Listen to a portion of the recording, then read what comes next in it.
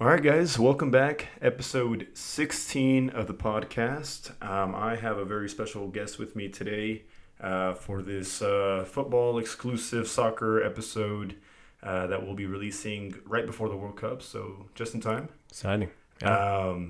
This is going to be a football episode, so we're going to be talking about the biggest rivalry in football besides the World Cup, Barcelona versus Real Madrid, El Clásico. We're going to be talking about the World Cup briefly. And also Messi and Ronaldo and their legacy. So tune in, enjoy the episode, and let us know what you guys think. Let's go. Good. Hey, everybody. We have a quick little word from our sponsor, Anchor. Anchor has tools that allow you to record and edit your podcast right from your phone or computer. When hosting on Anchor, you can distribute your podcast on listening platforms like Spotify, Apple Podcasts, and more. We also upload to Google Podcasts. That's right. It's really just that simple in the sense of copying your podcast link and throwing it into that podcast distributing website. And from there, it's all hands off. It's everything you need to make a podcast in one place. And what's the best part about it, Asael? The best part, Sean, is that it's completely, totally free for everybody. Download the Anchor app or go to anchor.fm to get started. To find our direct link would be anchor.fm/Pleb Talk Official. And back to the episode. All right, welcome back, guys. Welcome back. Hope you guys enjoyed that little ad. It supports the channel, so here we are. So I have here a good friend of mine for a very, very long time. Very long, yes, Very sir. long time. Mr. Becker Ali. How you doing, man? Doing good. Doing Happy all to right, be bro? here, man. Happy to talk about Yes, soccer man. and all that fun stuff. Absolutely, here. absolutely, man. So just let's get it going, man. Let's get it going. Let's So get it. it's always interesting. In this world, there's so many things to divide us, right? Right. And it feels sometimes that there's so little to unite us, right? And in this case, football is something that unites the world without a doubt, without a doubt. But within that world of football, we have a massive rivalry, Real Madrid versus Barcelona, The Clásico. biggest. So for those of you guys watching the video, you guys can see that we have jerseys on. What is that? Last year's That is 2019-20. 20 third, no? 2019-20. Or wait, That's the third one. the third one, right? Yeah. That's awesome, I have dude. Marcelo in the back. Oh shoot, I didn't even To see be it. from Marcelo. He's no longer with Real Madrid, but Legend. he's a legend. So Absolutely, for man. sure. Absolutely. I have a 2021, 2022, I believe, the Europa home kit that they use for Champions League and stuff like that, or actually Europa League for us. Yeah. But It's a beautiful jersey for sure. I want to ask you, man. I want to ask you, how did you get into choosing Real Madrid? Because you let me know. You tell me. Yeah. Well, I'm gonna sound old, but it's been 20 years since I fell in love with Real Madrid, man. It started when I learned more about Brazilian players like Ronaldo, Roberto Carlos. Right. Also with France, with Zidane and stuff. Back then I feel like as a fan, you were more focused with the national teams, and you were like a fan of the national teams more than clubs, like soccer clubs. Interesting. So of course after the 2002 World Cup, I was going hard for Brazil. I was, fall in love with the sport more, and I was, I think, about 9 or 10 years then. So I was, fall in love with Brazil, with Ronaldo and his special haircut. Yeah. It's a classic. I believe I had that haircut too back No then. way. Yeah, I don't have a picture. I wish I do, but I had that haircut too. I feel gotta like see that. me and my friends all had that haircut. That's crazy. It was crazy time. That's good. But yeah, man. After that, I was getting more into soccer, watching more, and back then Real Madrid was collecting all the stars the Infinity Stones. Yeah, absolutely. They that got was the Galácticos, no? yeah, At the that time. Galacticos. Yeah, Zidane, Vigo, Ronaldo, Brazilian Ronaldo, Roberto Carlos, Raúl. Yeah. It was just amazing players. So yeah, I was like, okay, that's my team. Let me watch it. Let me start liking it. And also my dad liked them, my uncle, my cousins. So it was like a family thing as well. Absolutely. But I also liked Barcelona then. Oh, Yeah, I didn't quite understand, why they're okay. fighting each other, Okay. why they're playing, like they hate each other and stuff. Yeah. So I was like, like I like Barcelona, I like Real Madrid. Until my cousin was like, you can't do that, like you cannot like Barcelona and Real Madrid at the same time. Yeah. You just can't, Yeah. I was like, okay, well, I guess I have to pick one. So picked Real Madrid, and Interesting, it's man. been 20 years since then. Jeez, Yeah. man. Jeez, that's interesting because a lot of times it's almost you said you'd go for a national team and then where Yeah. they played in the club is kind of where you would kind of go Yeah. to. So Yeah. you said Brazil and France were your kind of your favorites at the time. Yeah. For me, for Barcelona, this maybe I wouldn't say 20 years ago. I would say less than that. I was maybe like in early high school, so Yeah. maybe 10, about 10 years ago or so. It was. I've always been a fan of like Mexican soccer. That was my introduction to soccer. Yeah. Liga MX with Chivas. So I didn't have European teams really in my mind until Chicharito went to Manchester United. Yeah. So that was honestly one of my first teams that I started supporting in high school. But it wasn't until I was introduced to Messi, Lionel Messi, Yeah. and David Villa. That was the combo right there Mm-hmm. that really got me into Barcelona and the style of play that they had at the time, which was maybe 2012, 2013 or so. Yeah, About it was 10 the years peak. ago. It was peak Barcelona. It was, Yeah. it was just amazing football. It was. Yeah. Fabregas, obviously a lot of players are still there. Not anymore Piqué and Busquets, but Victor Valdés, Dani Alves, Puyol, obviously Iniesta and Xavi, Alexis Sanchez, Pedro, Rodriguez. Just, a number of players that really attracted me to liking Barcelona. Yeah. So I guess for me, in the way I got into it was more through friends and through the players. Mm-hmm. So I didn't really care too much about national teams at the time because Yeah. I'm, from Mexico, or my family's from Mexico, so we don't really make it very far when it comes to World Cup and stuff Yeah. like that. If it's like Copa America or some local Central or North or South America, That CONCACAF, yeah. CONCACAF, then Yeah. we go kind of far because there's not much competition, or at least at that time. Now there kind of is. Canada Yeah. and USA are kind of stepping up in that sense. So that was my introduction to it, man. And ever since, man, it was easy for me because of Messi at that point, because David Villa only played for a couple of years at Barcelona, so he left back to Valencia, I believe, or New York when he came to New York FC. Yeah.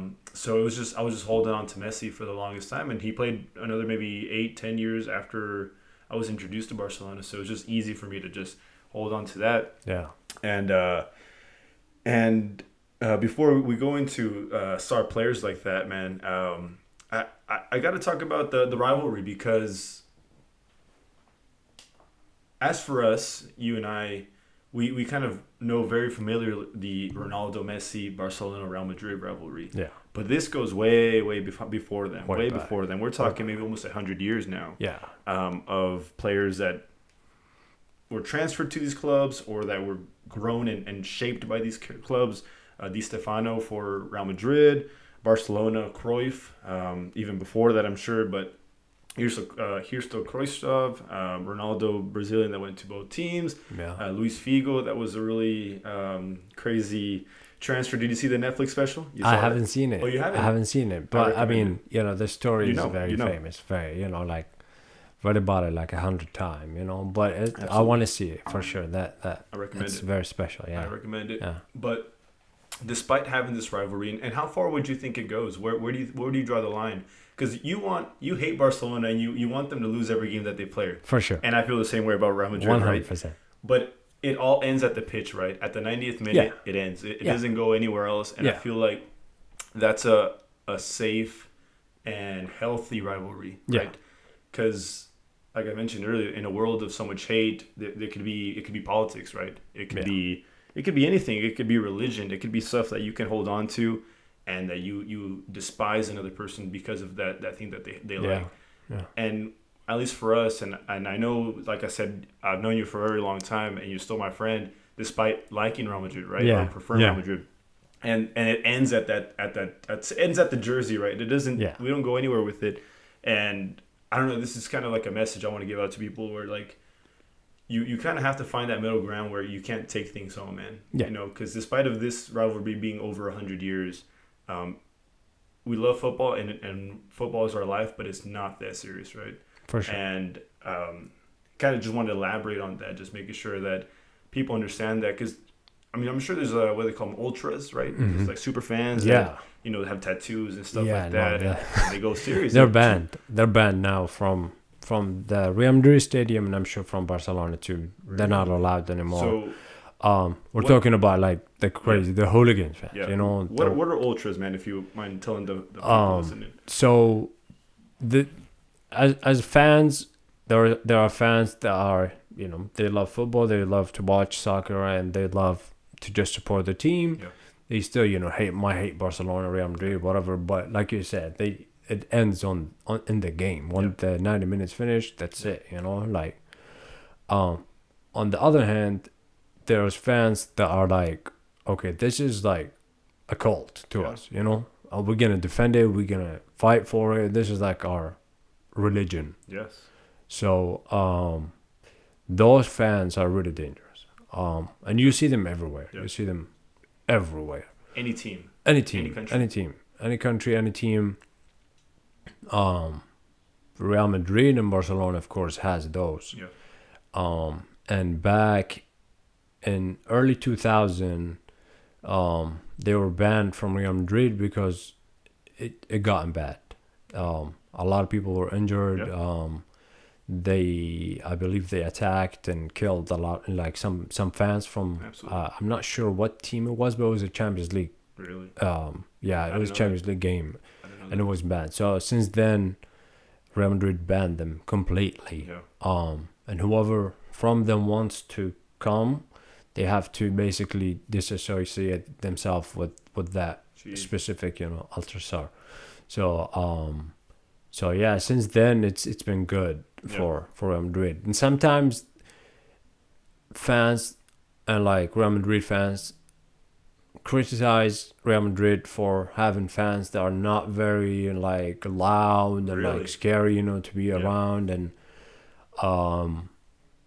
you know, so maybe like other teams might fear coming to play in the Santiago Bernabeu, but at the end of the day, this is biggest club in the world, and you don't want that image to associate with your club. So absolutely. For sure, it's for the better that they got rid of them. Yeah, absolutely, man. Yeah, I mean, it's important that at the end of the day, it's all inclusive for everybody, man. Whether you're a fan of the opposing team or a home fan, that you don't have fear with you and your family going to watch a game for fun or whatever. I thankfully have never had a bad experience like that, where I felt threatened. So I guess in that sense it's good, but I'm sure when it gets to games like finals or Champions League or stuff like that, it could get a little rowdy. And it's almost in the nature of humans to kind of want to push back from, you know, rivals and make them feel bad, but it shouldn't ever get any more than nasty words, really, even if that. But that's good, man. That's good. That's a good explanation, and it's serious because, like I said, man, if you don't want a sport ran by gangs, by mafias. I know Mexico, a while back, maybe earlier this year, they did have a large amount of casualties at a soccer game, a league game. And it was nasty. There was videos of it. I don't know if the images and the videos. It was just horrible, man. It was incredible, man. It was disgusting. It happened somewhere else, I believe, not too Indonesia. long ago. Indonesia. Indonesia. Yeah. I didn't know over 100 That's crazy, fan has killed or got injured. That's crazy. And I mean, you just see the images, and it's really sad because a lot of them are kids and women, and you know, it's just sad to see them go through this, where you just, you know, going to see your favorite team and you're trying to have fun with your family, with your friends, and ended up being like this. It's just nasty. So I definitely agree with you. You know, it's healthy to have, you know, rival situation. It's definitely fun. Absolutely. You know, for you to tease your friends and stuff when you win, or but at the end of the day, you know, it's sports, and you have to have sportsmanship, and 100%. You know, 100%. Yeah. Another reason I wanted to have this episode now was because just about a week ago, I think we were, or maybe 2 weeks ago, we were second place. Barcelona was in second place for Real Madrid. I think now that we were, but maybe 4 or 5 points on top. Two. 2 points. Oh, okay, Points. that's right, because you guys Yeah. won the last game. 2 points on top, which is not enough for Barcelona fans right now. Yeah. For us, I feel like I do see your tweets, and yeah, I like how unbiased you are sometimes. Like you're really like neutral. Like okay, you know, Barcelona or Real Madrid had a bad first half. We need to do this to them. It's not like you know, we scored, we're winning. Let's keep it going. It's like no, you know what? Our center backs are messing up. We got So I do appreciate and I like that you're really neutral in that sense. Like if your team's doing something wrong, you'll be the first one to point that out. Yeah. Man. With Barcelona, as far as being in first place right now with just 2 points, it's not enough, man. I mean, we're going to Europa League, so it's obvious that whenever we come against big teams or big moments, we can't perform. Yeah, Manchester United. First game in there, so that's gonna be tough. That's a test. That's gonna be make it or break it. Yeah, no way around it. And they're very unpredictable. Yeah. Manchester United. Right like now. some games you see them amazing. Yeah. You know, they could beat any team. They some have the games players. they just they don't click. So yeah, it is possible that Barcelona will be out of the Europa League in that game. So I wouldn't be surprised. This, man. I wouldn't be surprised. We also have a couple months until that game happens because we have a bunch of stuff going on with the World Cup. And 3 months, know. 3 3 months? Is it February? Yeah, February. Wow. Okay, so almost end of February. Yeah, it's enough time for both teams to really get it together, because even Manchester United was kind of having a rough patch. I believe they barely won this last game.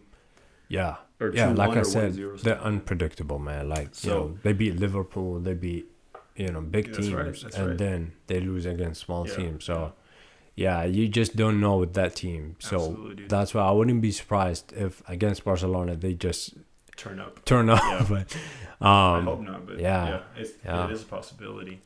Back to the rivalry. What keeps you at Real Madrid? What does Real Madrid stand for? What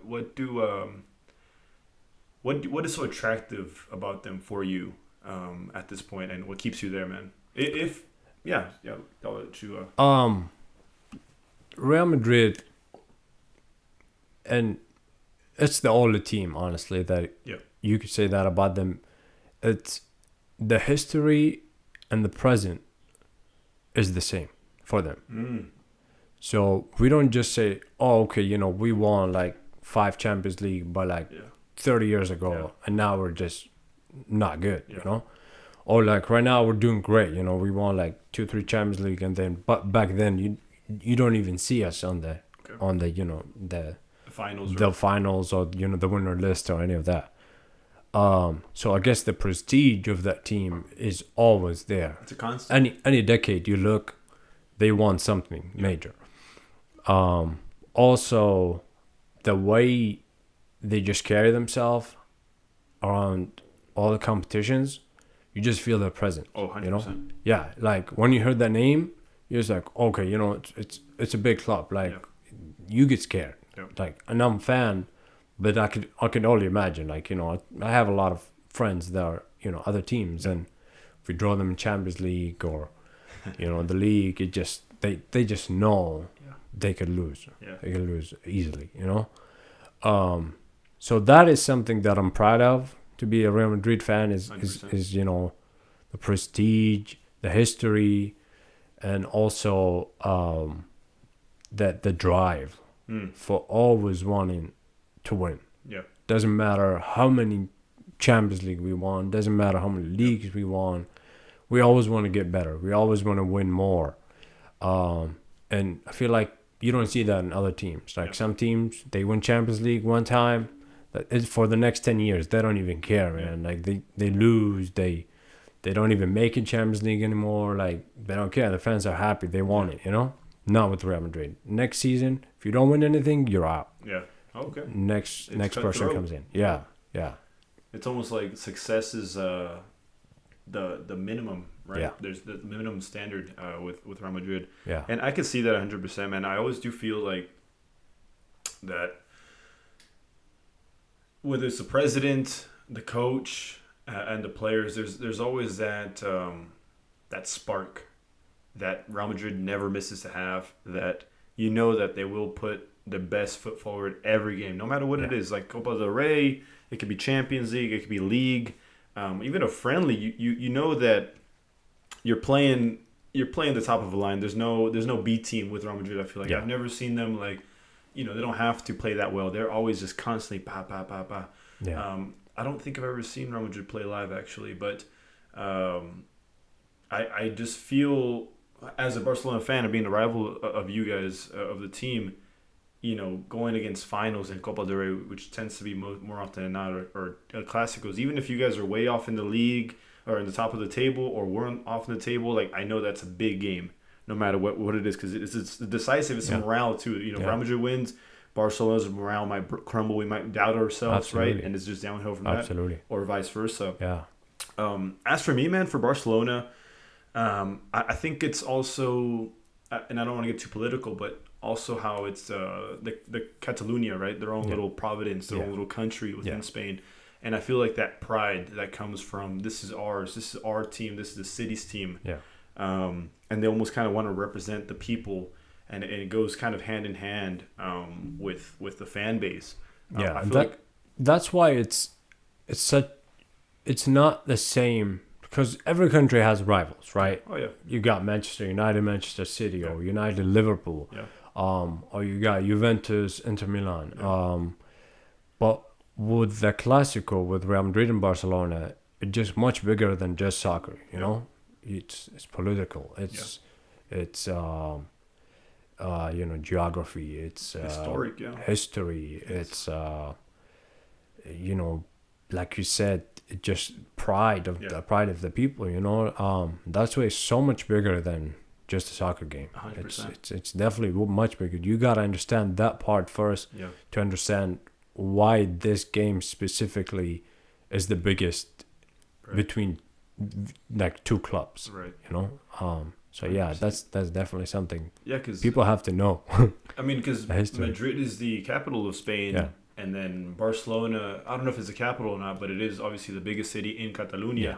So we have, here, the capital of a whole country, and then this little state, if you will, call it, that kind of wants to be identified as its own province. So that's where they, clash heads, right? Yeah. And, even Barcelona has Espanyol that are the derby, right? Yeah. But it's not as big as playing Real Madrid. And Real Madrid has Atletico Madrid, which is also, a lot bigger game than it is for Barcelona and their derby game. Recently. I would say recently. That's because true. Atletico Madrid. That's true. All the respect to Atletico Madrid fans around, whoever listen to this. But we really never kind of gave them the attention we would give them until recently, until Simeone took charge 100%. And turned them into a bigger team. Because before that, Real Madrid would just go in. That's fair. Win 3-4 and just get out. It was easy. Yeah. That's fair. But I like Espanyol because they're such a menace, man. You never know. They want to upset Barcelona to the max, man. Like they just hate Barcelona. So your second team's Espanyol, isn't it? Yeah, no, but I just like that, it's just funny. And of course Real Madrid feed them with players like the Castilla players, or like 100%. Players that of course they're not gonna make it Real Madrid, so they go on loans and stuff with Espanyol, just for the fact that I want you to upset Barcelona, I want you to beat Barcelona somehow. Such a pain in the ass, yeah. It's truly fun to watch. I remember 2006. That's when Espanyol came to life, because Real Madrid and Barcelona was fighting for the title at that time. Real Madrid hasn't won anything for 3-4 years so far. So they were hungry. They were hungry for a title. And I'm talking nothing, man. Like no Copa del Rey, no champions, nothing. So Barcelona was ahead, maybe like 10 points back then. And out of nowhere, you start seeing Real Madrid like winning games, but very in a drama way. So they would win games at the last 10 minutes or the last second of the game, or you don't even know who scored anymore because like some players might just come in like in the transfer window, like Marcelo. He was barely 18. Wow. Higuain. Oh yeah. Yeah, he With hair. yeah, he came in that winter in the January transfer market, and he scored like a goal that ended up being the title goal. So one game where Real Madrid was playing and Barcelona was playing at the same time. Real Madrid was losing, Barcelona was winning. Okay. Okay, we're talking about the last 10 minutes of the game in both games. Yes. So Real Madrid scores the tie. Okay. So they tie the game. Right. And then Espanyol tie the game. With Barcelona. Right. So that tie ended up making sure that Barcelona doesn't win the league and that the league stays to the final. The final match. Okay. Whoever wins, they win the league. Wins the league. Yeah. Wow. Of course, Real Madrid end up winning also in dramatic way. Yeah. But yeah, check out 2006. 2007. La Liga. 2005, 2006. Okay. So the only reason that Real Madrid had their hopes given to them was because Espanyol was able to tie the game against Barcelona. Espanyol. In the second. Tamodo and De La Peña. Dang. Those two players, I mean, they're Espanyol legends. Yeah. Like if you like Google them, you will see they did great stuff. And De La Peña was actually a Barcelona player. Jeez. Yeah, he was a Barcelona player, but ended up not given the chance and going to Espanyol. And ended up making that assist for Tomodo. That's crazy. But yeah, it was just amazing. That's crazy, man. See, before the podcast started, man, I told you that I wanted to have this episode with someone that's knowledgeable, man. And that's why I did this episode with you, man, because you know what you're talking about, dude. I appreciate that. It's history for me. It's a good history. Yeah. I remember just watching it then, and I used to record the games just so I could look back into it, because like I said, 3-4 years, man, we haven't won anything. And as a young fan, watching Real Madrid with all the Galacticos, you would think they're gonna win everything every season, and ended up just being like a disappointment. So that season, after we had hope and we start closing in the gap. Okay, I start recording every game, and I remember recording that game and watching it over and over and over and over, just the same level of excitement. Oh man, me and my dad. So yeah, it's definitely history for me. Yeah. So that's a good time. That's a good jumping off point, man. Because when was Ronaldo signed? Cristiano. 2009. Okay, so a little bit later than that. Yeah. But since you already aware and a fan of football at that time, the players that were playing in different places, I'm sure Cristiano was in Manchester United at that time. Yeah. And then 2009 comes around, the transfer market, and Ronaldo's coming, man, or it's in talks, man. Run me through that. What are you feeling? Do you like the guy? You're not sure about him. He was still very young at the time. He did prove himself for sure, because we had players like Beckham and Cantona before him as number 7s for Manchester United, and he was definitely filling up those boots. Way bigger than them.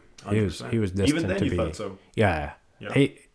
I saw Cristiano for the first time in 2004. Okay. He was playing for Portugal and Iraq, which is the country I'm from. Was playing in the Olympics. It was the one in Greece, in Athens. Okay. That Olympic, Iraq and Portugal played in the group stage. Wow. And Iraq actually won the game. Wow. Tight? Yeah, 1-0, 1-0. Wow. Okay. So Cristiano was like 17, maybe. Young, 17. He was young, man. He ended up getting a red card. Jeez. Because he I guess when he was, it was on purpose, but basically he hit the Iraqi player and the eyebrow and ended up making a gash and getting a red card. So that was the first time I saw Cristiano Ronaldo, and he wasn't the same player. I mean, he was Right. just all over the Young. place. Yeah, He yeah. very young. But I knew him then, so I was like, okay, like, and then he moved to Manchester United. And at that time, my cousin really liked Manchester United. That was her team. Barcelona, Manchester United. Okay. She had her favorite. Okay. So she would always say, "Oh, Cristiano Ronaldo, oh, Cristiano Ronaldo," like so he stays in my mind. And then I start, of course, watching more soccer, more teams, getting more into it. I fell in love with the guy, like by the time 2008 came, and all the rumors start coming in that he's gonna, he wants to come to Real Madrid. He goes and win the Champions League. It was just a dream back then. Absolutely. I feel that summer when I heard he's coming, man. Of course, we didn't have Twitter or nothing, so like I would go on the websites, like Marca and Ash, and just refresh the page, man. Like No wait, No. because like when a transfer happened, news start coming in little by little, Yeah.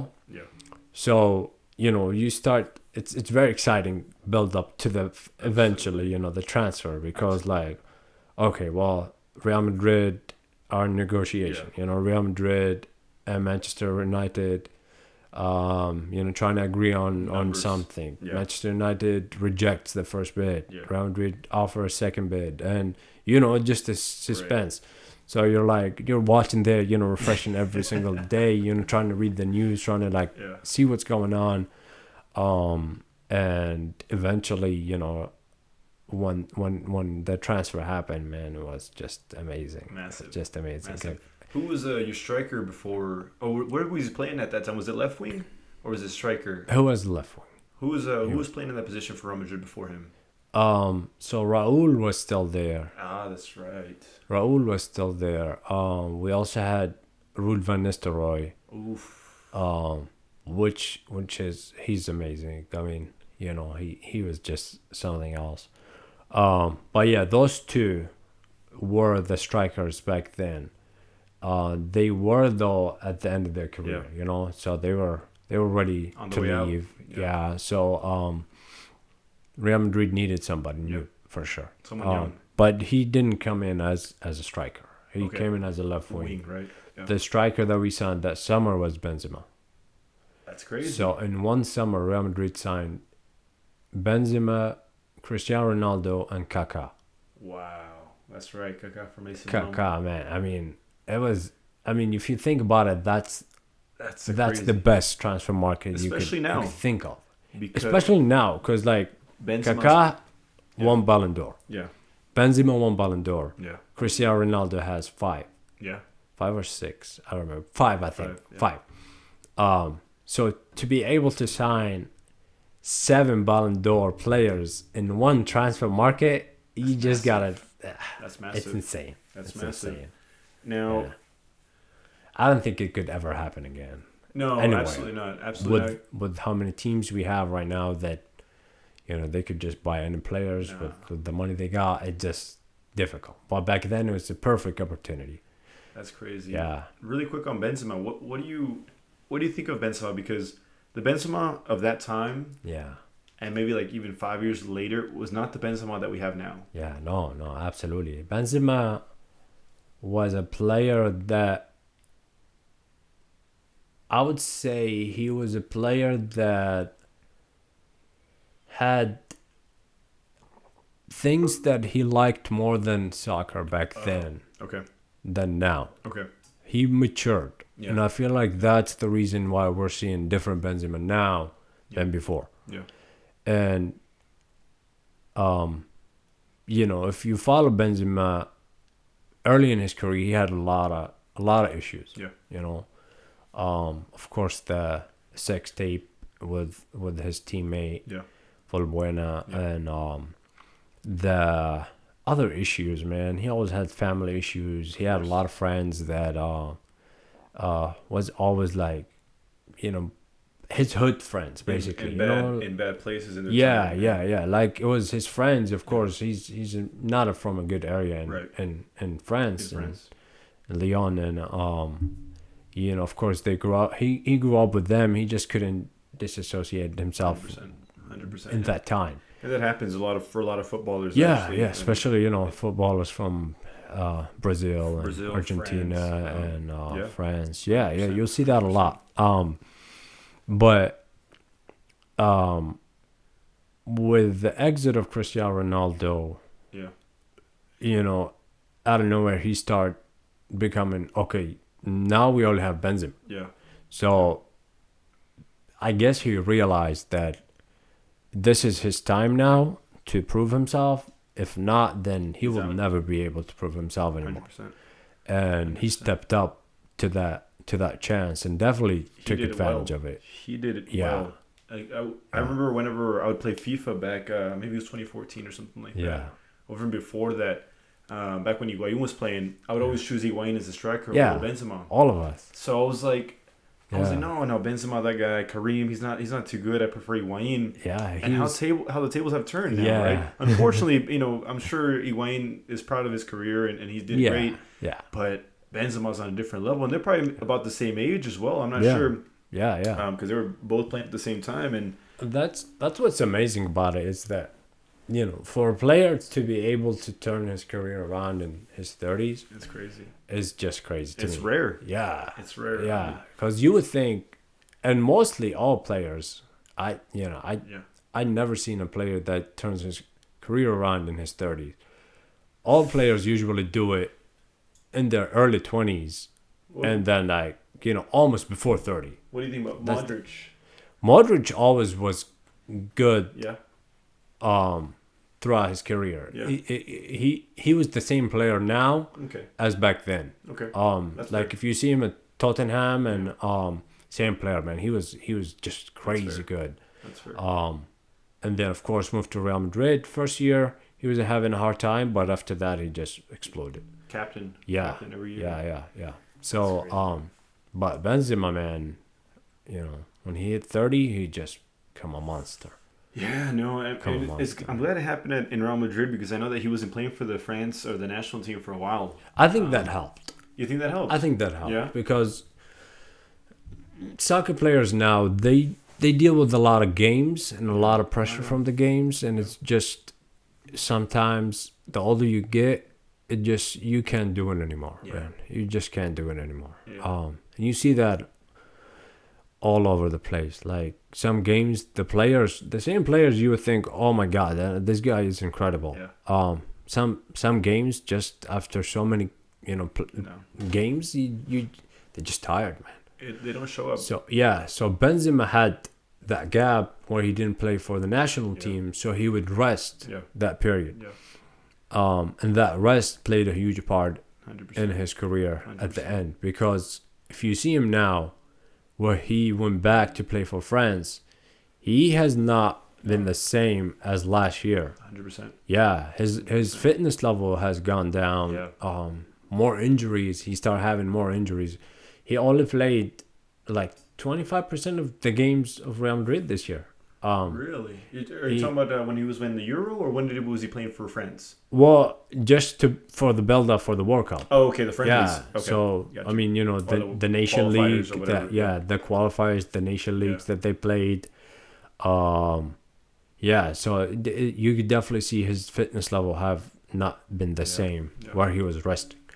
So it just goes back to show you that, are we doing it too much? You think so? Are we doing too much? I mean, fans wants to see games, of course, and I understand that, and that's how soccer grows because more money comes in, of course, more growth.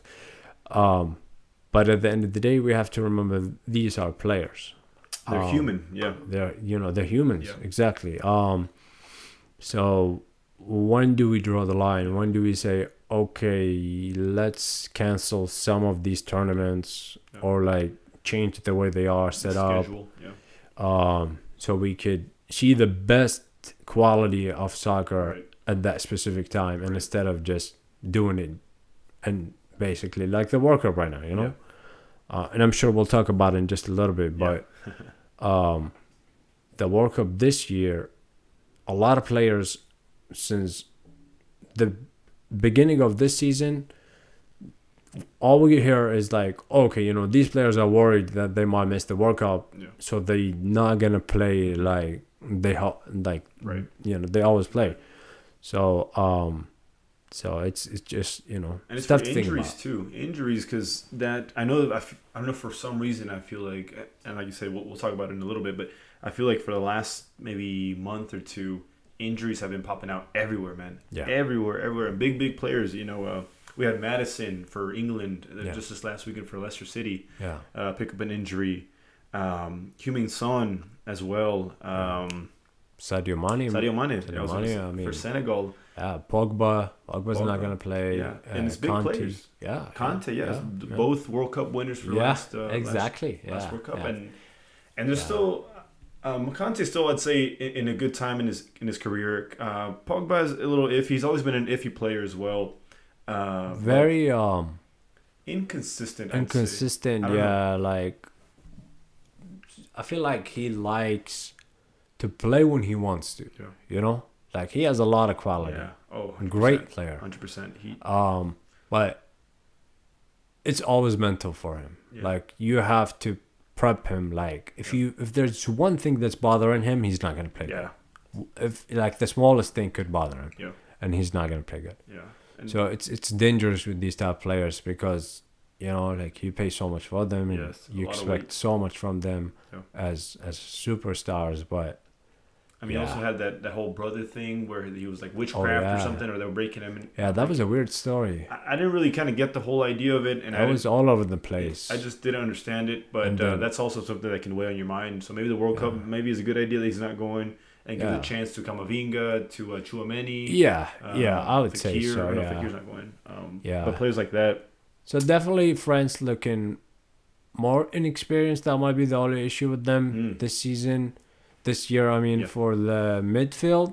Okay. So Really? the midfield might be a little bit inexperienced, Yeah. but The rest is solid. but it's a chance, you know, for Yeah. players like you said, Chouamini, Camavinga, you know, other players to kind of prove themselves and be the next generation for France for sure. It's a big shoes to fill when you have players like Yeah. Zidane and and Desailly that used to run the midfield. Before we go into the World Cup, I wanted to jump back into the rivalry real quick and wrap that up because we had two big players, man. Absolute icons, legends. There's no one will ever kind of reach their level. And the fact that we had them at the same time is insane, man. Yeah. We were so blessed, man, and I don't appreciate it because I say it, but I honestly I don't know exactly what I'm saying because I have never lived a time where I've enjoyed soccer without them, you know? Yeah. So they're always been there for me. So it's easy for me to be like, yeah, Messi, Ronaldo, whatever. Yeah. But we had them at a time, man. And I mean, as you, by the stories you've been telling, that you've already kind of been aware of football since, you know, early 2000s, man. I'm late. I'm very late into the game compared to you. So, you know what it was to before them and after them. Yeah. But as for me, man, it's surreal that we had them at the same time. Even though they played different positions, they both had the weight of their teams on their back, right? Messi and Ronaldo is what I'm talking about. Those Clásicos, I remember I would have parties, man. I would have like Clásico parties, and I think you came to one of them actually. Yeah. Really, really, it was like a 7 a.m. game, but I had a bunch of people come over. But it was like it was like a celebration, and it didn't even matter who won or whatever. But they were both playing. I believe they were still both playing at the same time, at that time, and they're both now gone from that club. But we'll get there in a second. Yeah. What was Messi and Ronaldo to you, man? What was what do they mean to your team or as a rivalry team? Did you hate Messi? Were you like, damn, that guy's good, but we gotta stop him? Or did you appreciate him in that, like, I kind of hope he does something crazy, just to see it, because we've never seen that before. And I'll speak about Ronaldo right now. But what do you think, man? What do they mean to you? Or the world of football history, right? Yeah. It's written down, dude. This will never be forgotten. For sure.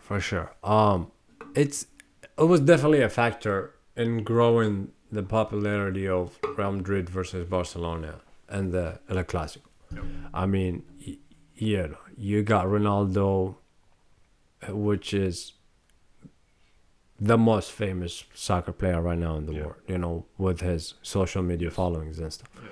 And Messi's right behind him. Yes. I mean, there's maybe a few thousands between them. So, like you said, a lot of the younger generation that grew up watching soccer, they only know Messi versus Ronaldo. You either Team Messi or Team Ronaldo. Yes. So, so that is, to me, anything that grows the sport and make people love it more, I support that 100%. Yeah. So, like you said, we've been blessed that we had them both at the same time, because we always had great players. Yes. But there were always one that always stood up. Yeah. We had Pelé, and I'm sure he had a lot of other players with him, but he was always a superstar. 100%. Maradona, Yep. Same thing. And of course we had players like Brazilian Ronaldo, Zidane, those players, Vigo, Ronaldinho, they all. So it was divided. You see, like it was never like one of them was he's like the dominant one. Yes. Like every year somebody would win the Ballon d'Or. Yeah. Or like would win a different Yeah. thing. So it was very divided between different players back then. But then you had Cristiano Ronaldo, who was older than Messi. Yes. So he had a little bit of a head start. Right. And then Messi started like popping out of nowhere. Right away. Yeah, right away, and started just dominating the whole game. Yeah. So it was just amazing seeing them, and seeing how Ronaldo was able to adapt and change his game, make sure he could compete with Messi. Yeah. Because Messi just blew him out the water first couple of years. He was just winning Ballon d'Or after Ballon d'Or after Ballon d'Or. And Cristiano Ronaldo was like, okay, I got to do something, man. I got to get better to compete with this guy. Yeah. And he did. Yes. He got better. Yes. And of course, he was lucky to have amazing coaches and amazing players with him at that time to help him out and make sure that he could compete with Messi, because I'm like, I love Ronaldo and I don't hate Messi. Yeah. I don't like him because he plays for Barcelona and he's a legend and he hurt us a lot. Yes. But I don't hate him. Yeah. I do appreciate him. Yeah. I do like when he scored goals, because I just love the sport. Yeah. But watching Ronaldo being able to overcome that level of skill, because Ronaldo was good. He was skillful players. He had abilities, but Messi was just different. Yeah. You could just see that Messi he does stuff that seems natural for him, but it's unnatural. Yeah. 100%. He just did stuff that was kind of like Maradona, where it's like he just does things you can't even imagine it's coming. Yeah, no. Or Ronaldo, like it's stuff you learn, like some tricks, some dribbling tricks, stuff like that, but nothing like Messi. I just also feel like at the time, whenever Facebook were really hot around that time, and I'd see a lot of the memes, it was always like Messi was gifted with all these talents, but Ronaldo has got that worth ethic, that he puts the work in. Yeah. And that's something you just said right now, that he got better over time to compete with Messi. Yeah.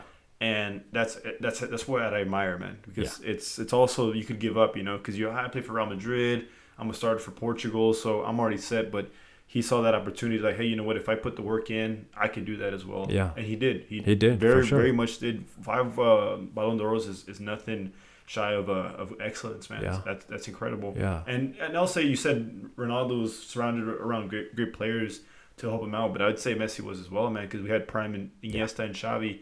And without him, I'm sorry, without them, it would have been really, really hard to score that many goals because those are two players that weren't known for scoring, right? They were always incredible. known with that last touch. And that Busquets too. I mean, back then when he was younger, those three were just amazing. It's a triangle. They're man. just you couldn't get past it. The ball was, that's where the tiki taka came from. It was amazing. Cruyff, it was amazing watching that. Pep. And it's just kind of a tradition now that possession is kind of Barcelona's game. Yeah. So, I mean, I'll say something. Sometimes I don't really agree with it because I feel like Real Madrid doesn't really play like that, but they still win games. So it's like, what's... Yeah, the philosophy of the game is definitely different. Yeah. And that goes back to the 80s when Cruyff was playing and when he became a coach in the 90s where he implemented that style of soccer, football. The Dutch style, basically, where you pass the ball, you pass the ball, you pass the ball. Real Madrid, the most important thing to them is winning. Okay, 100%. Winning. 100%. Like, you got to win titles. I don't care how you play. I don't care. If it comes with a good style of play, welcome. We welcome it. We love it. Let's go. If it comes with a different style of play, that's okay. At the end of the season, if we won something major... Who cares? Yeah. Who cares? We won. We're a winner. Yeah. We're a winner team. That's the philosophy behind Real Madrid.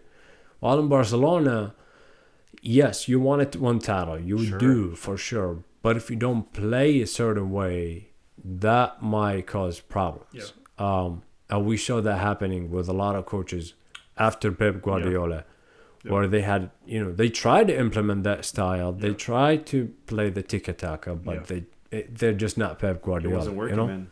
They just couldn't do it. Either didn't have the same players that Pep Guardiola did, or not the same ideas. So it was maybe after Enrique. Enrique was good. He did win the Champions League. But after that, it was just not the same level. It was tough, man. We did have about two. I mean, I guess we still might be in that same situation with Xavi because he's a new coach. Yeah. He still hasn't really found...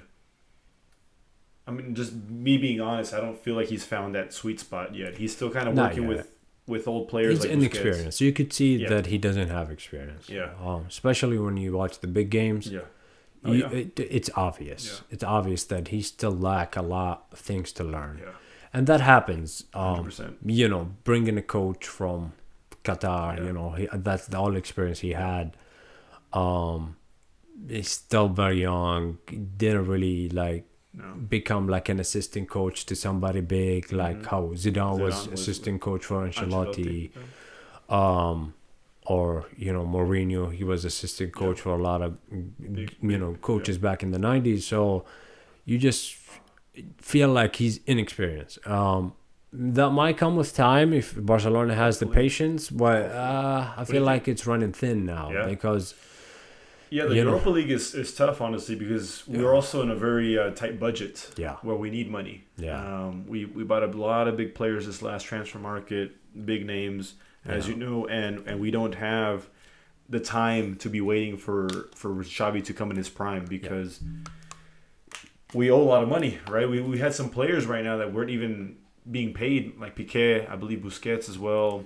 Yeah, that weren't even being paid their monthly or annual wage. Right, and a lot of players are also the transfer fee that was paid for them hasn't been paid yet. Yes. So you got Ferran Torres still has like over 40 million for Man City. That for Man City, and he's not even the player that you think. Okay, it's worth it. Yeah, like I like the guy, but it's not. It's Lewandowski, and then even De Jong.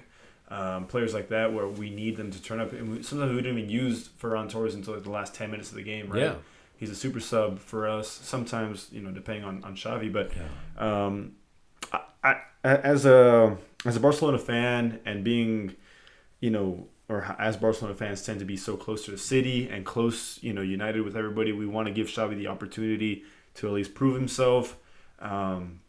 The preseason when they did the USA games, we did play Real Madrid, I believe, like in Vegas, I believe, and I think we won like 3-0 or 3-1 or something like that.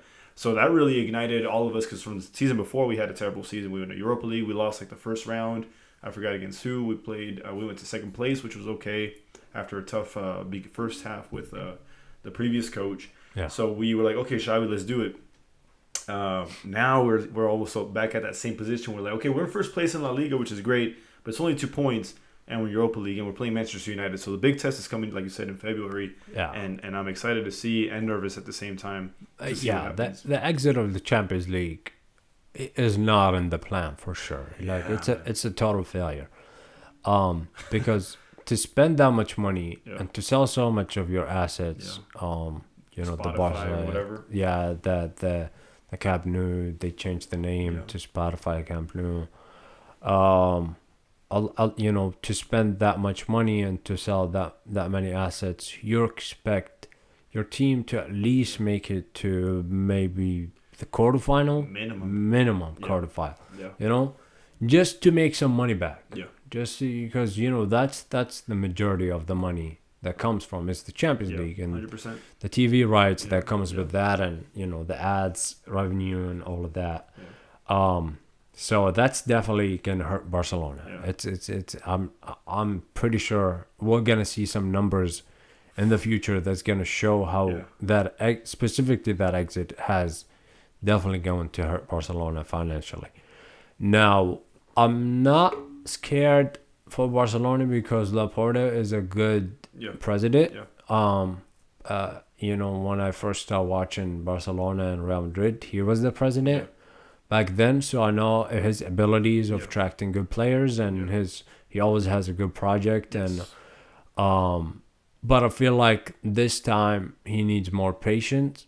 And I know it's difficult because when everybody just wants you to win, it's difficult to have that patience, but it's better than rushing into, you know, selling more assets and getting more loans and getting more debt.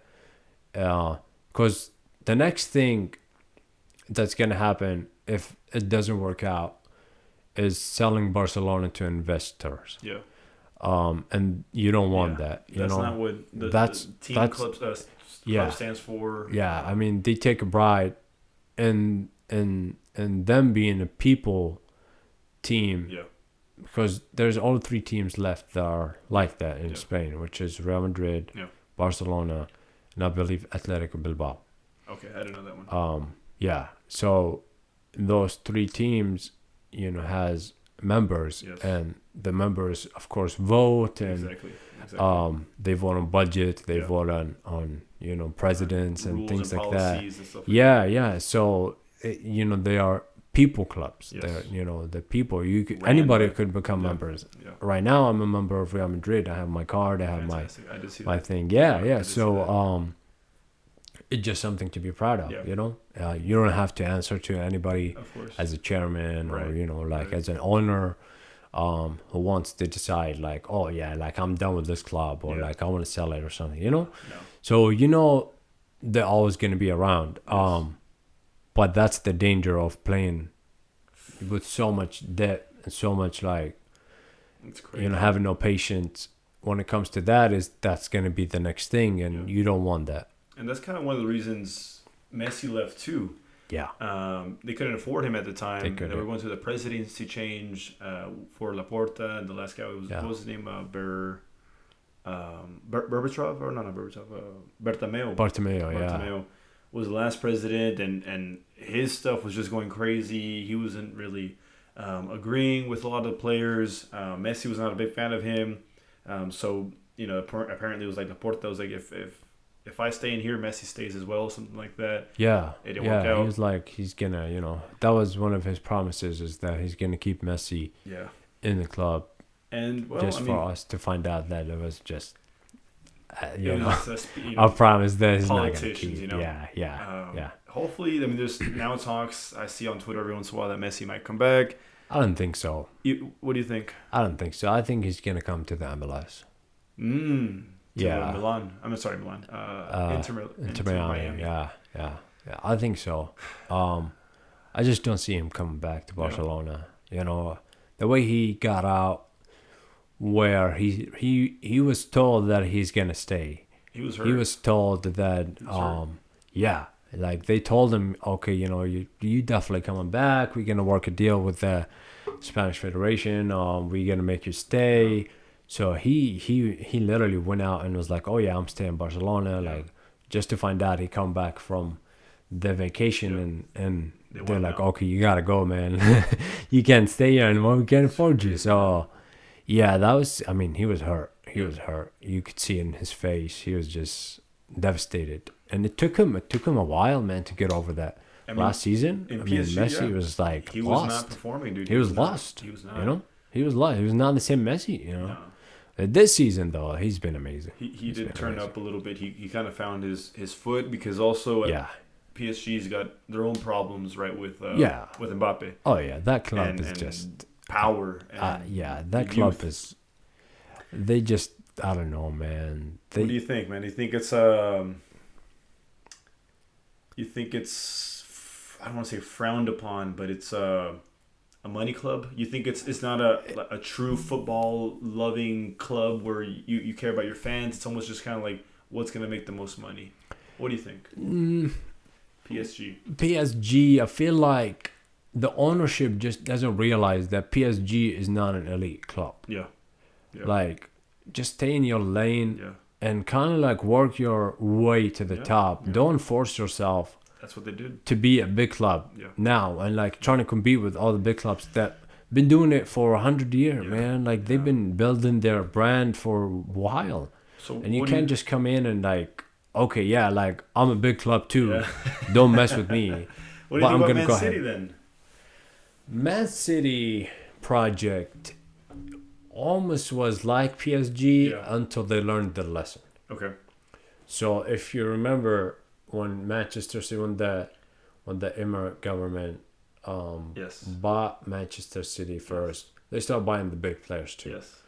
Yes. Robinho, Yeah. they paid big money. Robinho, Yeah. Nasri, Yeah. Con Aguero, Yes. Yaya Toure. Yeah, yeah. They basically stopped buying players, man, until they were like, okay, this is not working. Yeah. Like we barely won one Premier League Yeah. in those years that we Yeah. invested so many Let's start over. things. Yeah, so we gotta have a project. Yeah. So they kind of like, okay, we gotta find a good coach. Of course, Okay. they found an amazing coach, Yes. the best coach in my opinion. Italian, no? Or who? No, Oh, but you're I'm talking talking about about Pep. Oh, Pep, yeah, okay. because the project before Pep and the project after Pep, they're totally different. Yeah. I mean, and you have to also understand that with Pep, they also got a lot of, like the sporting director, all of them were in Barcelona too. Yeah. So they came with a great experience. Yeah.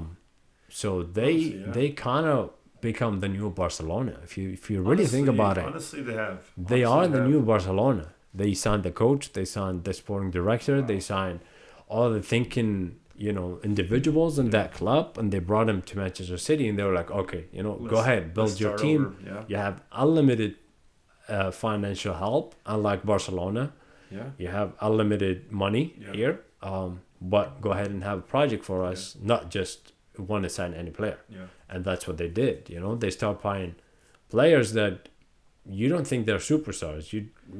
Like any player right now in Manchester City, before Manchester City, Or not, they're just yeah. regular players. Bernardo They're- Silva, De Bruyne. Exactly. Like Haaland was maybe the only superstar, but yeah, Haaland, maybe. Yeah. Maybe. I mean, But- even if you think about it, he came from Dortmund. Yeah. And he barely been there for 2 years. yeah, He's still very young. yeah, It's not like buying no, Messi or Neymar or somebody, like PSG did. Yeah. So Yeah. and they got him on a release clause that was, not even that expensive. yeah. It was not a bad deal at Yeah. all, man. Yeah. At all. I think they paid more for Liverpool. Paid more for Yeah, Nunez, Nunez, no? yeah, they paid way more. Crazy, Yeah, man. He's a good player. he's a great player. Yeah, he he's still kinda has showing some his, time to his, show his himself. worth Yeah. now. There was little doubts in the beginning, but I do like the guy. That's the thing about PSG. I feel like they almost need to step back for a little bit, but they just have that money where it's like they can constantly be hitting the big players constantly. Yeah. What would you say of PSG back when they had like Ibrahimovic and David Beckham, Thiago Motta? Was that just kind of like before the real money came in?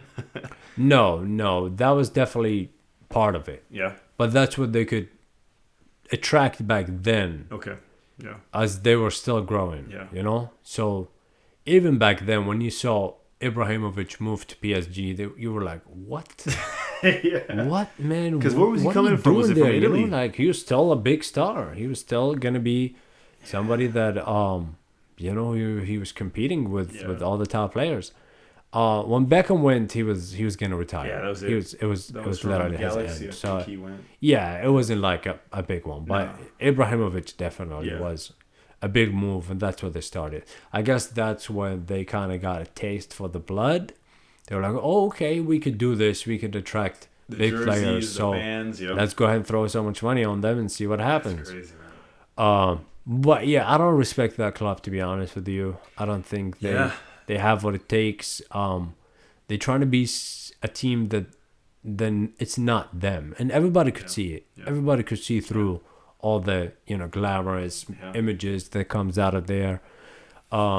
That PSG is just not that team, that big team. That they need time. It was whenever Neymar left Barcelona. That's when I realized that, because Neymar probably thought, I mean, because he was a big player, he is a big player, but when he left Barcelona, he probably thought he was bigger than Barcelona. It's like, no, I need something more. I'm so hungry, and PSG, and they paid a big price. I think that's still the biggest transfer right? value ever paid for a player. And it's just not 250 million, I think. It's insane numbers, man. Insane numbers. And ever since then, and them losing quarterfinals, I don't know if they've been to semis and Champions League. That's what they care about. They care about the Champions League. Yeah, they have the League Cup set in their pocket. Yeah, they could literally beat everybody there with their B team. Eyes closed, Yeah. They want the Champions League, and every time they get even close, they get knocked out. Usually it's by Real Madrid most of the time. Yeah. I feel like Real Madrid could really destroy them, man. Yeah, it's been amazing. Is it because you guys hate Mbappe or what?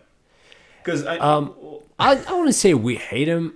It's just the way he played his cards this season or this summer transfer. It was just not ideal. Yeah. He could have ended it before that. He could have said, "Okay, I changed my mind. I'm staying with PSG." He didn't need to tease everybody and wait until the end and kind of give hints that he's moving. And, there was a lot of hints, man. I really believed it. Really believed it. Everybody did. And nobody, it was the biggest shock ever, man, that he stayed. And that's what made people kind of like, okay, like this guy is a kid. Okay. He's not the players we think he is. Yeah. Because, you stayed in that team, you developed yourself, you became a star. World Cup winner. You did great in them. You ran your contract, basically. You didn't break it or anything. So nobody was going to say, if you leave now, you're a traitor or anything, No, honestly, yeah. So it was the right time for him to move. But of course, the story we heard that, two different governments, the Qatar government and the French president, the present and the past one, called him, hey, you gotta stay. You gotta stay. You're the future of the French team and the French. It was too much pressure. They just throw so much money on him, on his family. So I understand. He's a soccer player. At the end, he still wants the best for his family, for his future, but he didn't think of it. I feel like he didn't think of the whole picture. Yeah. He thought about business or just business wise, and I feel like he kind of messed it up for himself for the future. Because we heard, a few months ago that I want to leave now. And he's asking to leave in January or maybe even in the summer. But they're like, okay, nobody's going to go for you now. Is Real Madrid still interested? Not really, because now you have a contract. Yeah.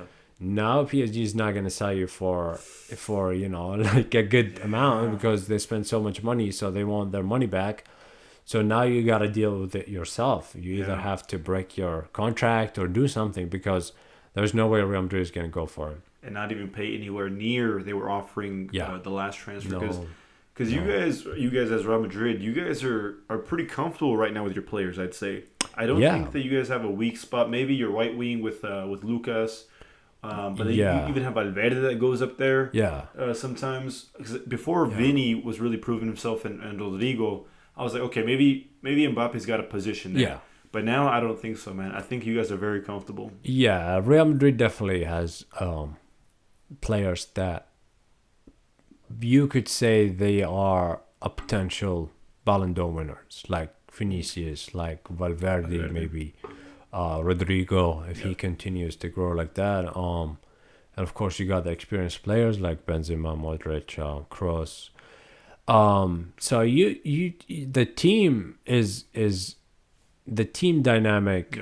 The coach himself, Ancelotti, just everything is just working. It is, man. It's kind of like it really Swiss is. watch, but it's like it's it's working. Like, why would you mess with it? Why would you bring in somebody that he thinks he's bigger than everybody else, and he has governments literally asking him to stay and stuff. Crazy, why would you bring him to a team where he's like everybody's like treating each other equally, everybody respecting each other? So definitely Real Madrid is thinking like, okay, maybe we don't need this guy as good as he is. And we know his quality. I mean, we're talking about a guy that literally gonna dominate if he continues to focus on soccer itself. But he comes with an ego, man. Yeah. He comes with a presence where I just don't. He'll disrupt any team he goes to. It doesn't matter what team it is. Yeah. Because Haaland doesn't have that presence yet. No. Or at all. Maybe he doesn't believe himself to be. So it was easy for him to go to Man City and fall into his position easily. Yeah. Where Mbappe, he knows that he's maybe the number one player in the world. Yeah. Arguably, of course. Where you literally have, like you said, governments wanting you to stay. You have a position, like a chair position in the club of PSG, where he can make decisions on players, on coaches, on the staff. Yeah. And that's massive. And I don't think there's any other team in the world that will do that for him. No. Especially pay that price. Especially Real Madrid. Especially Real Madrid, because you guys are winning, man. If you guys were losing, you'd be like, okay, we need something to spark it up. But you guys have it all so well done with Ancelotti and even before with Zidane that I just don't see it happening anymore unless it's a really good price that is really cheap and he calms himself down. Yeah, he has to make a lot of sacrifice for sure to come to play for Real Madrid if he wants to really play for Real Madrid. Absolutely, man. Absolutely. I don't see it happening until he actually changes. Because from what I heard, Florentino Perez was saying that the Mbappe he knows now is not the same Mbappe he talked to a few years ago. That he just changed as a player, as a person. It's just a different player. So maybe I don't know why. Maybe he doesn't. Maybe he's not gonna ever come to Real Madrid. I don't know, but if he does, he has to change for sure. I hope he leaves PSG just because I don't feel like PSG is ever gonna get the respect. Even if they win Champions League, it's like, okay, that's crazy, that's really cool. Yeah. But in your country of France, within the league, it doesn't even matter. No. Like it only matters when it comes to Champions League with Real Madrid. Like, I mean, I don't know if we're being biased because we're La Liga fans and we watch that stuff every weekend, but like I watch every Real Madrid game. Maybe you watch Barcelona games too because they're the rivals. But with French games, but I don't watch them at all because unless you're playing maybe Monaco, not even Monaco. Sometimes it doesn't even matter. Who's a good player, a good team over there that competes? Marseille, Lyon. Yeah, okay. But nobody watches, man. Honestly, outside France and outside the people that maybe have ties to France.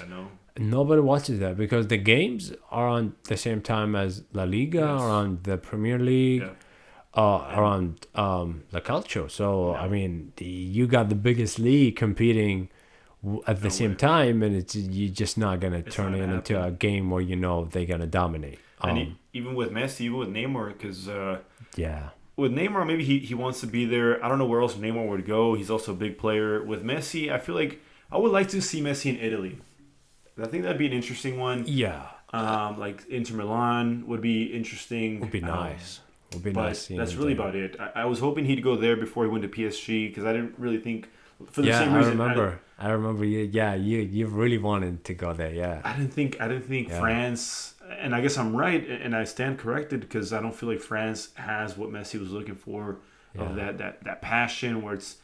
because he's in a business now. He's in a team of a business, and coming from Barcelona and even Real Madrid, where you're like a club for the people, PSG is not that at all. Yeah, you could see it now that Messi is just there to do a job now. He's not really playing with the passion, same level of passion where he was like, when he would score for Barcelona, he would just go crazy, just does this. Now it's just like, boom, clap and just go hug everybody. Clapping, easy, like, let's go. Yeah. So, I mean, that's why I feel like Messi has lost his passion maybe, and after the World Cup, he's just going to say, okay, I'm going to the MLS. I just want to relax a little bit, see my family, enjoy Miami. That's it. You know, have a nice, friendly life with my mate Suarez, maybe. He was in Chile? In Uruguay. He's playing with his right. home team that he grew up in. That's right. But I'm sure he's gonna come maybe to the MLS. If Messi moves, I think Suarez is gonna move to the MLS. So real quick on transfers, man, and wrap this portion up. Cristiano's transfers. Yeah. Since Real Madrid, what do you think, man? Because Juventus was an interesting one. I think Pirlo was being the coach at the time, or was it Sarri? I think it was Sarri first and then Pirlo. Okay, that's right. That's right. That was a surprise. Real Madrid. Why did he leave? What was the point of view from a Real Madrid fan at the time of Ronaldo's departure? It was shocking. Yeah. Cristiano has just won with Real Madrid the Champions League for the third time in a row. Yeah. So you wouldn't think that's a good time to leave. Yeah. The team is doing good. They have the rhythm, unbeatable. You just have everything to continue, man. Continue winning, continue competing for individual titles and team titles. So it was just shocking to see him leave at that time. 100%. I would understand if he maybe the next year where they didn't win anything. That was like, okay, maybe I need a different project, switch it up, kind of like. But at that time, it was shocking. The stuff that came out was basically, and Ronaldo. Ronaldo is a very emotional guy. He let his emotion, I feel like, control him a lot. Control his career. So I feel like over the years, maybe some stuff happened with the Spanish media. Could be. With the Spanish government. They were accusing him of tax fraud and things like that. And maybe Real Madrid just wasn't there to back him up as much. Of course. And of course, Messi was getting massive contract. Yeah. And as Ronaldo, the competitive person he is, of course, wants the same thing. Yeah. Why would Messi get more than me kind of deal? So he would come to Real Madrid asking for, a bigger wages. And Real Madrid was like, I don't know, man. We kind of have a level right where we keep, we don't want to go over that level if for anybody. So it just started happening. Like he feel like he is not valued as much as he should be. Yeah. So he thought that might be the time to leave. Yeah. And like I said, it was shocking, especially Juventus. That was out of nowhere. Okay. Juventus is a big team, of course. It's a historic team. But when a player like Ronaldo, you would think he would go to a team where he's going to win the Champions League again and again and again and again. And at that time, I feel like it would have been Liverpool maybe. Liverpool was very strong. Oh, wow. Wasn't Juventus in like a couple finals? I think they were in a final with you guys. We played them. So they were the year before he left. We played them in the final. So they were good. They were good. Juventus were good. It's just that they were not the team that you would think would win the Champions League. They would make it to the final. They would play really good. But at the final, you will see the different quality between them and whoever they play. They played Barcelona in the final. They lost. They played Real Madrid in the final. They lost, and you could see just so much difference between them and another team. I mean, he probably just thought that he would be that spark, right? That the final piece of the puzzle to finish off and finish the game. But they were also going through like a transition period. Juventus. They had a lot of older players. I mean, they still do. I guess Bonucci, Chiellini, Buffon at the time. Yeah. Where they were kind of leaving and getting ready. So he also kind of went at an awkward time where they didn't really they lost their identity almost, right? For sure. The Juventus that we knew was always just kind of defense was a prime, like 3 center backs, and the rest was just possession up top. But that was a different Juventus with the departure of, like I mentioned, those players right now. And even right now, they're I think they're going to they're out, right? They're not going to Europa League, are they? They're out completely. I think they're out. Everything. I think they got 4th position. They got 4th, yeah. So they're out. So they're still kind of going through that It's departure. terrible. It's terrible season. They barely start winning again. Recently, that's their 5th win in a row. But before that, I mean, it was just disaster. It was not going well. Yeah. So but yeah, I feel like I said, he's a very emotional guy. Yeah. The whole stadium stood up. The whole stadium in Juventus stood up, clapped for him. So he was like, okay, I feel appreciated here. I like it here. Maybe I'll move here. You know, I think that's also what played part into him. But it's definitely a step back in his career. It wasn't the right time to leave Real Madrid. 100%. For sure. And we can see it clearly now. We can see it clearly. He wasted years of his life. Was it 2? 2 at Juventus, yes. 2, right? Yeah, right. yeah. And then he had the chance of going to Manchester City. That's right. Before United. Yes. Which would have been way better for him. Yeah, he would have Pep. They had Kun Aguero going out. They didn't have a striker. He would have had an amazing team behind him that would just feed him, balls every single game. He would have been a perfect match for them. But again, his emotion got into him. That would have been the rival team because he's kind of. Sir Alex Ferguson called him. Hey, you cannot play for City. This is your team. This is the team you grew up in. I'm kind of like your second father. You gotta listen to me. Yeah.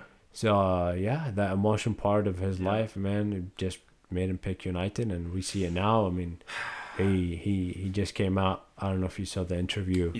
Of yesterday, where he basically regret everything he did moving into United, and how the team is just not up to bar, and how he doesn't agree with the ownership, with the new coach, with the some players, how he feels disrespected and stuff. So I mean, it's so unfortunate, man. Yeah, sometimes you just gotta think about your career before you think about you gotta think logically about your career. Then what do you think, man? You let your emotion, because I feel like think about your legacy. Where like sometimes, like for example, there's some players that risked being unwanted in their teams for the fact that they wanted to be at that level. Like for example, would you say Kaká maybe? Kaká, not really. I feel like Kaká kind of like he stepped up when he went to Real Madrid. He was just unlucky. Okay. But like player like Raúl González, where he was a superstar, he was an amazing player, and then at the end of his career, he was just not the same players anymore. But he wouldn't just get out of Real Madrid because he knows that if he get out, he's not gonna get the same level of attention. He might lose his sponsorships. He might lose his things like that. So he stayed in for as long as he could, held to it. Even though sometimes he just was unwanted. Some fans were booing him. Get out. Damn. It also cost a lot of money to keep, no? Right? Yeah. I mean, he was that's superstar. Probably why, no? Yeah, he was superstar. But that's what I'm saying. Sometimes you gotta think logically. Okay, maybe I'm unwanted. Maybe I feel the club maybe not supporting me 100%. But for my career, this is the best team for me right now until there's no point staying. Or even just prove them wrong. Because I feel like Ronaldo's got that attitude where one hat trick. He's one hat trick away from getting the fans back. Yeah. Man. He yeah. Real quick, man. I mean, I will say that transfers for both of these legends, these Real Madrid and Barcelona legends, have been unfortunate, man. For Messi, it's not what he wanted. It's not what he was promised. And for Ronaldo, it's not what he thought. Yeah. And now we see both at incredible clubs, don't get me wrong, but we as fans of them, they're not where we want them to be, and I feel like they're also not where they want to be. Yeah. So I feel like we feel bad for them, I guess, maybe. Yeah. I don't know what the word is, but we feel like, man, like, and every player grows old, they lose their touch, and that's fine, that's to be expected, but we just didn't want to see it like that. Yeah. It's not the ending for sure that we thought it would be and that we hoped it would be, you always thought Messi is going to retire at Barcelona. 100%. I mean, he was a one club player, you know, started there. He was going to end his career there. It would have been amazing to see him, retire at Barcelona. But like you said, unfortunate. That club was going through a disaster, ownership, presidentship. Yeah. Just ended up destroying the club, and they just it fell through, man. And I understand, as a lot of people, he's the number one player in history. Yeah.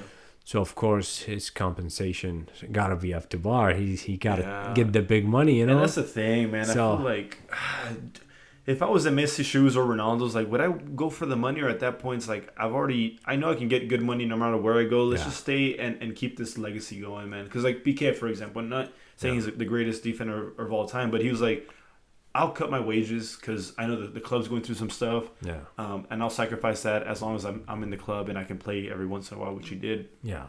But do you think that it got to their egos with Ronaldo and Messi? Were like, no, I deserve to be paid, top dollar no matter what, compared to Mbappe at the time or whoever was playing at the time. I need to be paid just as much or more, no matter where I go. And I think so. Like think so. Yeah. It does become an ego issue where it's like, like, you got me. I'm the best player in the world. You gotta pay me what I deserve. No. And I understand. Of course. Man, that's tough. Yeah, you want to be appreciated, and I feel like money wise, it's the best way to show your appreciation for somebody. But it just not the ending we thought and we hoped for. They still got time. This World Cup might bring them back into the front of the media and the talk of the town kind of thing. That's crazy, we'll see how far they will go.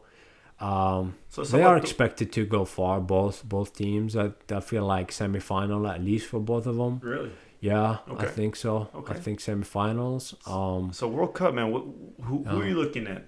Who are you looking at this World Cup? I'm a Brazil fan. Okay. So that's the team I'll go for every World Cup. It's my team. What do you think? I think they got a good chance this year. I think they're gonna win the World Cup. Okay. I have a feeling they're gonna do it this year. Yeah. They seem ready. A lot of players are in good form right now. Neymar doing amazing. Of course.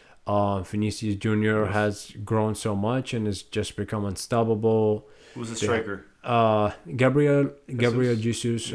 Definitely doing great in Arsenal. Okay. He could definitely link up with them. 100%. They also got Rodrigo to come off the bench, so they have a super sub. They have Rafinha on the side. Yeah. They have Anthony from Manchester United, a great player. That's crazy. Richarlison to come off the bench maybe too. Great player. He got that, just that warrior. The wolf in him. Midfield, very experienced. You got Casemiro, a warrior in midfield. Bruno Guimaraes, doing great in Newcastle. He's like on the rise. You got who else? You got Fred. Fred is also a good pivot a double pivot with Casemiro. Would you say the midfield's a little weak? No. I think they got it. You saw it? I think they got it. Yeah. As long as defensively they're good in the midfield, they have enough quality up top that they don't really need that creative midfielders to kind of like get there. You know, That's true. If they didn't have that quality, I would say they might be too weak on the offensive side. But as long as they lock up the midfield defensively and protect their defense, their forward could do damage without any support from the midfield. I think with Casemiro. Casemiro's such a he got a lot of presence in the midfield where he understands, he reads the plays very well for a defender or for a midfielder, defensive midfielder. I don't think that they should worry too much as far as center backs. Let's run through the team real quick. Who do we have in the back? Center backs are great. You got Eder Militao from Real Madrid. He's an amazing player. Thiago Silva, experience. Marquinhos, that's right. Great player. He got the headers. And Dani Alves. That's my thing this year. The goalkeeper is great too. You got Becker Ali and Ederson. So two amazing goalkeeper for Liverpool and City. Yeah. The right backs and the left backs is my issue this year. Who's the left back? Left backs, you got Telles. Yes. I don't know. Alexandro from Juventus, he's not doing good. On the right side, you got Daniello. He's okay. He's solid defensively, maybe, but he's not just that great player. And Dani Alves is a legend, but he's 38 years old. Yeah. I don't know. He hasn't been playing really at the top level. And to expect him to play as a starter every 3 days is just I don't think it's possible. That's gonna be interesting, man. So I feel like the right back and left back is the only issues, and that's what might be the weak point. So if they play against teams that use the wings as their strong point or strength, we might have a problem as Brazil. Because you guys got Serbia, Switzerland, and Cameroon. The group stage easy. Yeah. The group stage is not going to be difficult. Once you start moving up, that's when it's going to be dangerous. And I feel like, you gotta work a way of making sure the wingers like Vinicius and Rafinha or Antwi, whoever is going to be on the wing, to come back and make sure to Midfield actually is defend okay. with the left backs and right backs, so they could have a chance of not getting an attack on these. So you got Brazil all the way. Yeah. I think they're gonna win. I feel like for me, man, with Brazil, and obviously Brazil is always one of those one of those teams that you expect or you hope that would perform well. The lineup, the players that are going for Brazil are insane. I guess Firmino might be the only one that you might be missing, but I mean, not even missing. Your attack is already set with so many options. But I feel like a lot of times, I think, what was it last World Cup? Was it who knocked them out? Belgium. Yeah, you're right. Yeah, I feel Belgium. like they tend. I don't know if it was because they were too young at the time, but I feel like they kind of choke when it comes to push to shove. I don't feel like they've been towards the end to the final or the semis in a while. They made it to the semis against Germany in the World Cup that they hosted 2014. But that was the last time. Was that the 7-1? Yeah. So it's just, I feel like, and they also had a really iffy team at that time, I will say. That was not very good. Yeah. It was just Neymar doing it, and he got injured the game before that with Colombia. Right. So they kind of they had no chance against Germany. Really did. Of course, Germany ended up winning. So they were just a machine. Yeah. But I agree with you. Like sometimes when you expect so much from them, they ended up disappointing. Unlike 2002, where they barely even made it out of South America. I think they were fifth, and they ended up, nobody even thought they can win anything. Jeez. Ended up beating everybody within the World Cup. But this year feels like it's their year. You at it? You think so? I think so. Yeah, even the one against Belgium, if you remember the game, I mean, Courtois was just amazing. Yeah. He ended up saving so many chances that should have went in. And the game ended up 1-0. So it's close. it could have been different. If one goal went in, Brazil would have had a good chance that World Cup. But I feel like this year's their year. I hope so. I hope so, man. You know, let me throw some teams at you, and you tell me what you think, man. Give me a little analysis. Netherlands, man. They're a good team. A lot of young players that are promising. Yeah. You got Gakpo. This year he's been amazing. Yes. On the rise for sure. Yeah. He has the most. When it comes to stats, he has the most assists and goals combined. In outside the 5 top leagues. So that's somebody definitely to keep an eye on. You got Memphis Depay. He always do good with the team, with the national team. Frankie De Jong, De Ligt. Of course, they're good players. Solid. I would say maybe quarterfinal. They're definitely gonna get out of the group stage. Oh yeah. They got an easy one. They're gonna top it, I think. Yes. But a quarterfinal, I think they're gonna get out. Think so. If I'm not mistaken, I might need to see the teams that might move up. Okay. But yeah, because they got Qatar, Ecuador, and Senegal. So only real. Yeah, I think they're gonna top it for sure. Yeah, no problem. Yeah, so they're gonna go top of the league. Yeah. England. England's always tricky. Yes. England is a team that has so much hype around because of their media, because of their league. Yeah. So all the players, when you hear the name, you be like, "Oh my goodness!" Like these players are incredible, you know. But when you put them together and you play them against other national teams, you start seeing that these players are not really that like it's crazy good. You think it's the chemistry, or you think it's the individual player? I don't think they have good chemistry at all. There's a lot of issues in the league, and everybody, there's so many clubs in there that some of them play for Manchester United, Liverpool, Chelsea, City. So it's like there's no chemistry. Everybody just like, nah, I don't like this guy, or like, it's definitely not a team that I would consider making it to a semifinal. Maybe not even semifinal, maybe quarterfinal. They're a good team, like I said, but I feel like when the tough gets going, and then they're gonna get out. They're not going anywhere. Belgium.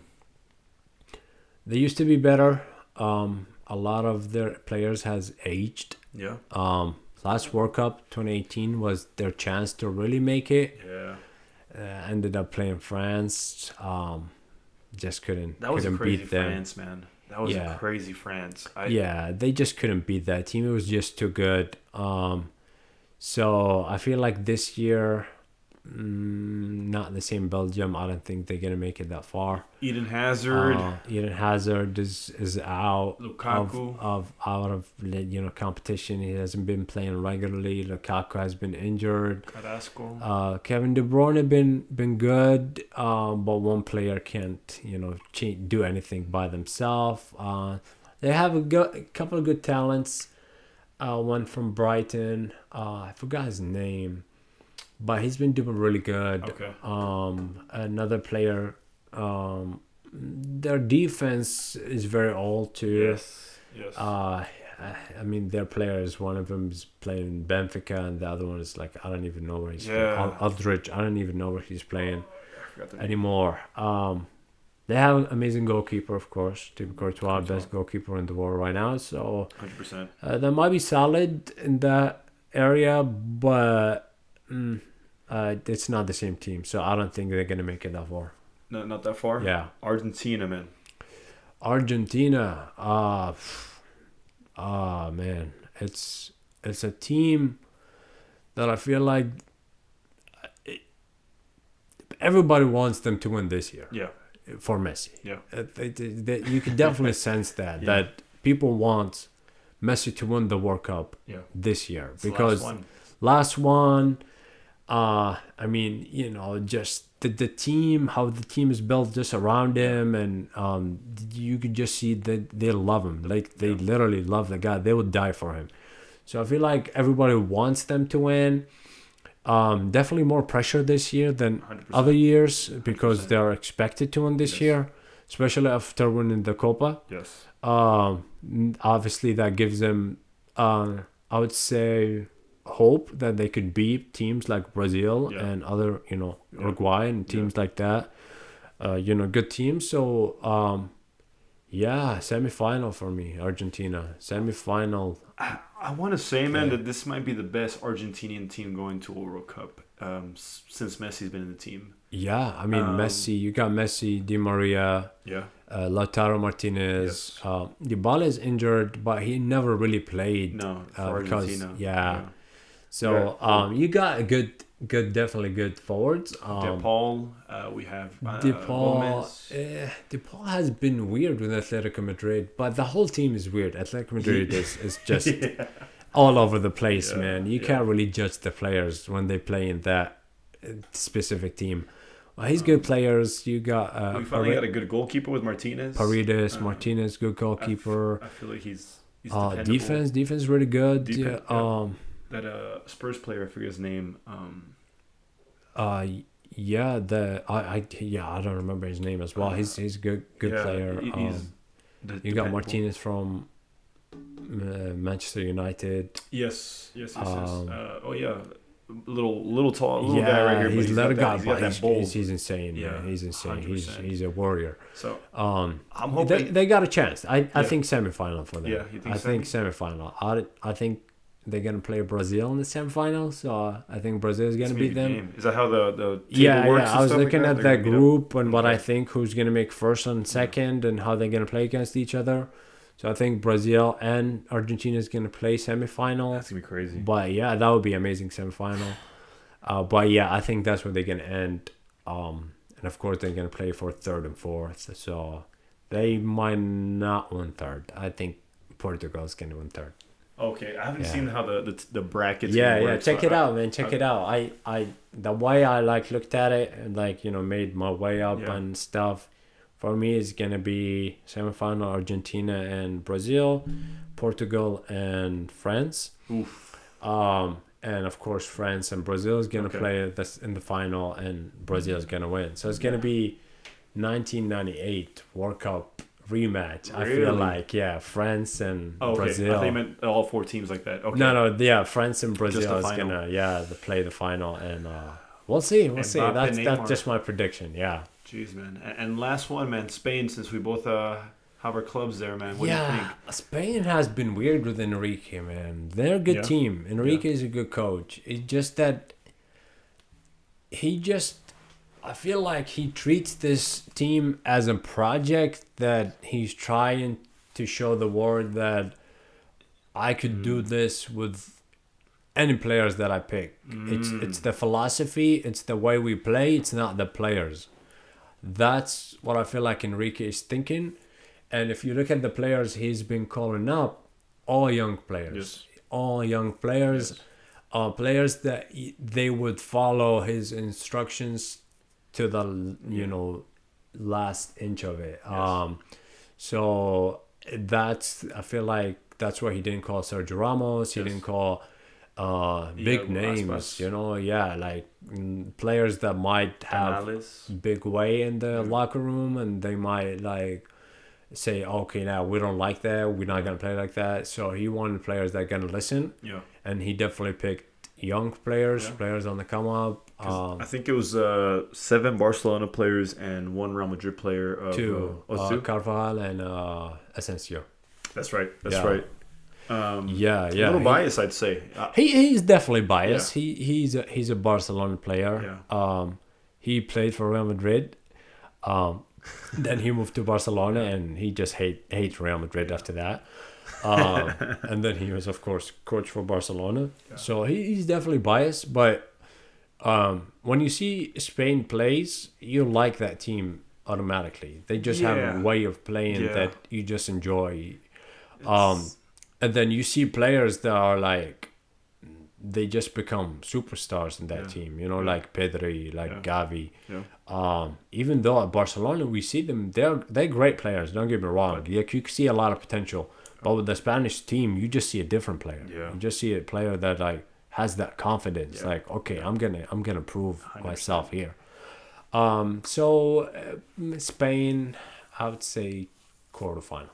Yeah, with Spain in the last World Cup and the Euros and stuff like that, man, I just wasn't digging it. They didn't have that chemistry. They weren't clicking. The attacker, the Morata or whoever else they have for this World Cup, it's just he's never been that player. He's never been that striker to finish the position or finish the games or the plays. And I honestly, I feel like that's the biggest weakness. I think they have a solid team.